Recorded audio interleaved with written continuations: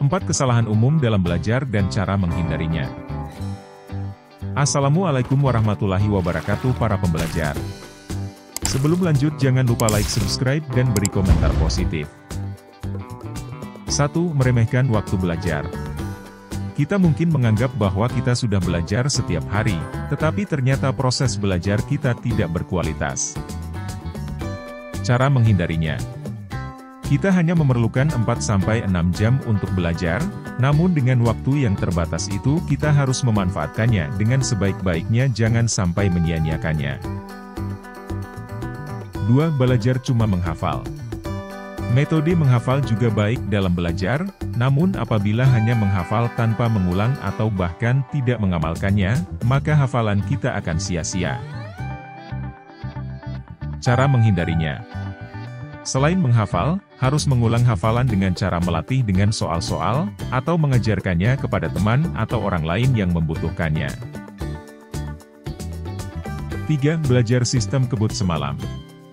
Memakai sistem kebut semalam, bagaimanapun juga kita belajar, sesering apapun kita belajar, otak kita perlu menyerap informasi yang kita dapatkan, dalam artian otak kita perlu istirahat dalam belajar, maka dari itu sistem kebut semalam merupakan kesalahan fatal dalam belajar. Jika hanya menghafal saja, ilmu yang kita dapatkan tidak akan lama.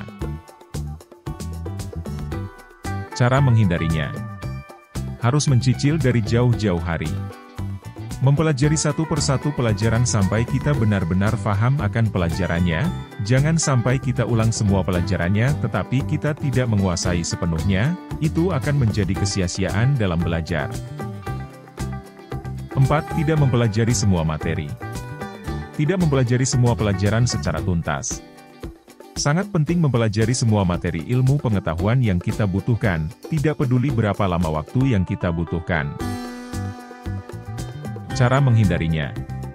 Sebelum belajar, harus mengetahui silabus-silabus dari mata pelajaran yang akan dipelajari, dengan demikian, akan mencicilnya satu persatu, tidak sekaligus dipelajari semuanya.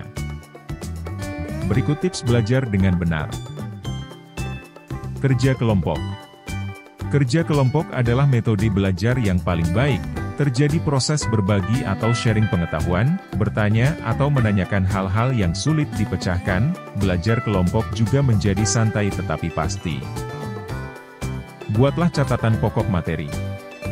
Membuat catatan-catatan yang pokok pada pelajaran itu sangat penting, karena tidak akan kesusahan mengulang semua pelajaran dari awal sampai akhir. Jika mempunyai catatan-catatan yang pokok atau ringkasan materi, maka akan mudah dan tidak membosankan untuk mengulangi pelajarannya.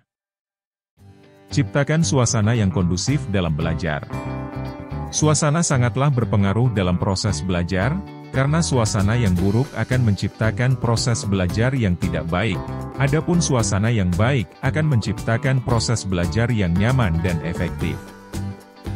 Demikianlah informasi kesalahan umum dalam belajar dan cara menghindarinya.